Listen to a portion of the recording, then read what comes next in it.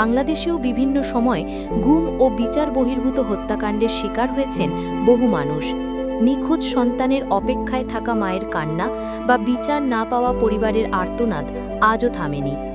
এই ঘটনাগুলো প্রমাণ করে ক্ষমতার অপব্যবহার এবং বিচারহীনতার সংস্কৃতি পৃথিবীর সব প্রান্তেই সাধারণ মানুষের জন্য অভিশাপ বয়ে আনে।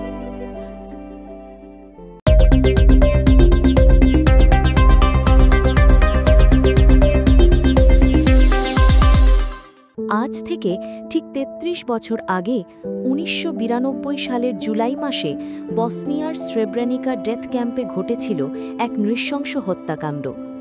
সার্ব বাহিনীর হাতে নির্মমভাবে নিহত হন শতাধিক মানুষ, আহত হন আরও অনেকে।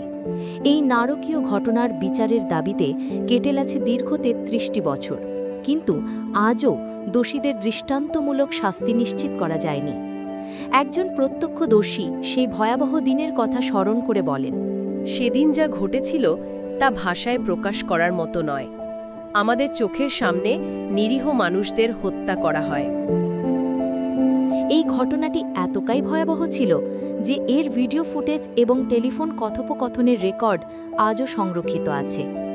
যদিও এই ঘটনায় জড়িত কিছু ব্যক্তির বিরুদ্ধে আন্তর্জাতিক অপরাধ ট্রাইব্যুনালে মামলা দায়ের করা হয়েছে, কিন্তু মূল হোতারা এখনও ধরাছোঁয়ার বাইরে।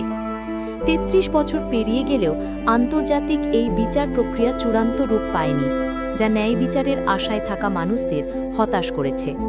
এই ঘটনা আমাদের দেশের কথাও মনে করিয়ে দেয়। বাংলাদেশেও বিভিন্ন সময় গুম ও বিচার বহির্ভূত হত্যাকাণ্ডের শিকার হয়েছেন বহু মানুষ। নিখোঁজ সন্তানের অপেক্ষায় থাকা মায়ের কান্না বা বিচার না পাওয়া পরিবারের আর্তনাদ আজও থামেনি। এই ঘটনাগুলো প্রমাণ করে ক্ষমতার অপব্যবহার এবং বিচারহীনতার সংস্কৃতি পৃথিবীর সব প্রান্তেই সাধারণ মানুষের জন্য অভিশাপ বয়ে আনে। বসনিয়ার হত্যাকাণ্ড হোক বা আমাদের দেশের ঘটনাগুলো, প্রতিটি ঘটনাই মানবতা বিরোধী অপরাধ। এর বিচার নিশ্চিত করা না গেলে ভবিষ্যতে এমন ঘটনার পুনরাবৃত্তি ঘটতেই থাকবে।